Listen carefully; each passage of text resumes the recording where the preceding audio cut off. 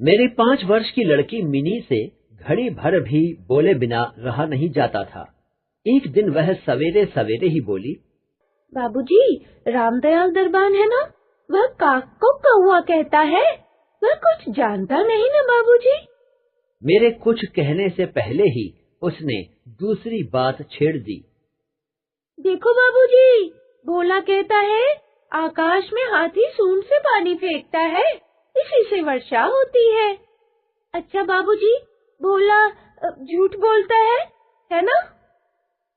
और फिर वह खेल में लग गई। मेरा घर सड़क के किनारे है। एक दिन मिनी मेरे कमरे में खेल रही थी। अचानक वह खेल छोड़कर खिड़की के पास दौड़कर गई और बड़े जोर से चिल्लाने लगी, काबुली वाले, ओ काबुली वाले। कंधे पर मेवों की झोली लटकाए, हाथ में अंगूर की पिटारी लिए एक लंबा सा काबुली वाला धीमी चाल से सड़क पर जा रहा था। जैसे ही वह मकान की ओर आने लगा, मिनी भीतर भाग गई। उसे डर लगा कि कहीं वह उसे पकड़कर न ले जाए। उसके मन में यह बात बैठ गई थी कि काबुली वाले की झोली के अंदर तलाश करने पर उस जैसे और भी 2-4 बच्चे मिल सकते हैं। काबुली वाले ने मुस्कुराते हुए मुझे सलाम किया। मैंने उससे कुछ सौदा खरीदा। फिर वह बोला, बाबू साहब, आपकी लड़की कहाँ गई? मैंने मिनी के मन से डर दूर करने के लिए उसे बुलवा लिया। काबुली ने झोली से किशमिश और बादाम निकालकर मिनी को देना चाहा, पर उसने कुछ न लिया। डरकर वह मेरे घुटनों से चिपट गई। काबुली वाले से उसका पहला परिचय इस तरह हुआ।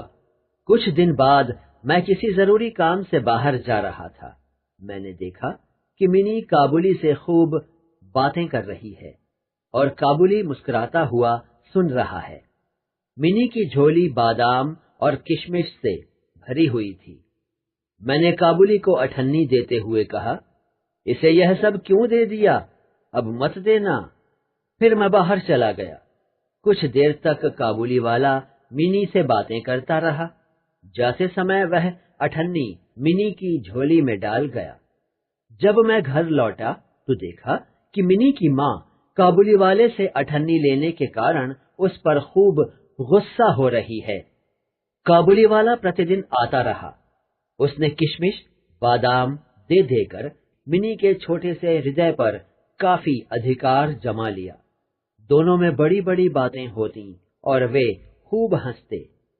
काबुली वाले को देखते ही मेरी लड़की हंसती हुई पूछती, काबुली वाले, ओ काबुली वाले, तुम्हारी झोली में क्या है?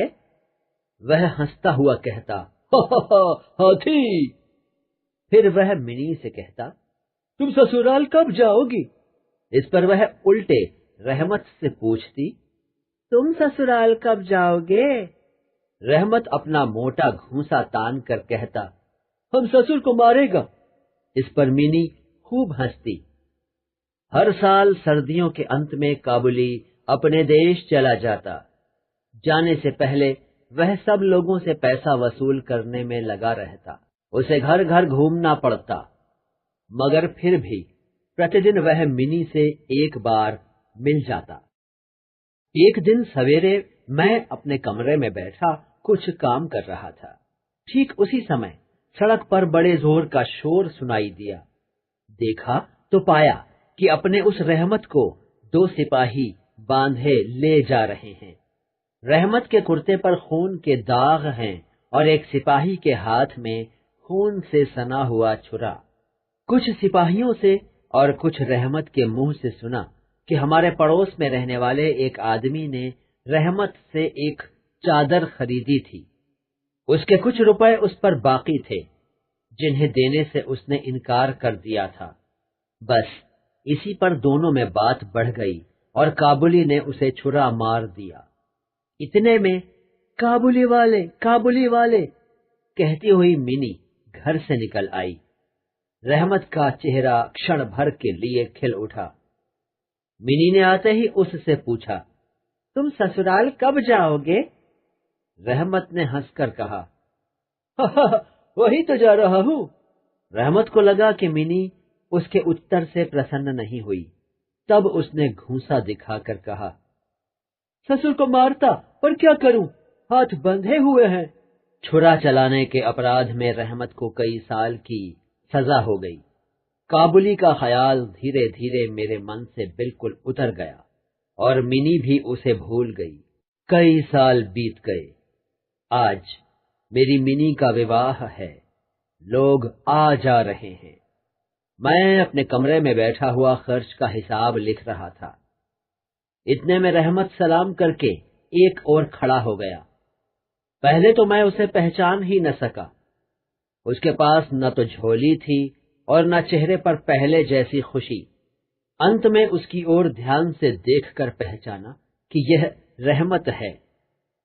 मैंने पूछा, क्यों रहमत, तुम कब आए? कल ही शाम को जेल से छूटा हूं, उसने बताया। मैंने उससे कहा, आज हमारे घर में एक जरूरी काम है, मैं उसमें लगा हुआ हूं। आज तुम जाओ, फिर आना। वह उदास होकर जाने लगा। दरवाजे के पास रुककर बोला, जरा बच्ची को नहीं देख सकता? शायद उसे यही विश्वास था कि मिनी अब भी बच्ची ही है। पहले की तरह काबुली वाले, ओ काबुली वाले चिल्लाती हुई दौड़ी आएगी। उन दोनों की उस पुरानी हंसी और बातचीत में किसी तरह की रुकावट न होगी। मैंने कहा, आज घर में बहुत काम है, आज उससे मिलना न हो सकेगा। वह कुछ उदास हो गया और सलाम करके दरवाजे से बाहर चला गया। मैं सोच रहा था कि उसे वापस बुलाऊं। इतने में वह स्वयं ही लौट आया और बोला, ये थोड़ा सा मेवा बच्ची के लिए लाया था, उसको दे दीजिएगा। मैंने उसे पैसे देने चाहे, पर उसने कहा, आपकी बहुत मेहरबानी है बाबू साहब, पैसे रहने दीजिए। फिर जरा ठहर कर बोला, आपकी बेटी जैसी मेरी भी एक बेटी है। मैं उसकी याद कर करके आपकी बच्ची के लिए थोड़ा सा मेवा ले आया करता हूँ। मैं यहाँ सौदा बेचने नहीं आता। उसने अपने कुर्ते की जेब में हाथ डालकर कागज का एक टुकड़ा निकाला। देखा कि कागज पर छोटे से हाथ के नन्हे पंजे की छाप है।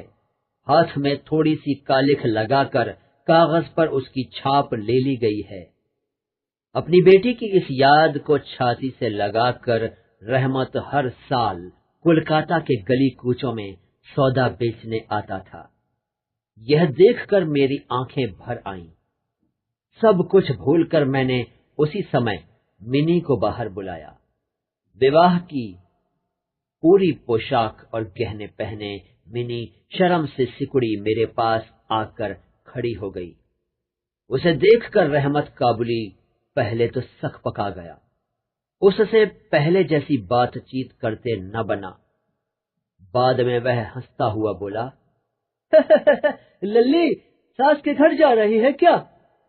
मिनी अब सास का अर्थ समझती थी। मारे शर्म के उसका मुंह लाल हो गया। मिनी के चले जाने पर एक गहरी सांस भरकर रहमत वहीं जमीन पर बैठ गया।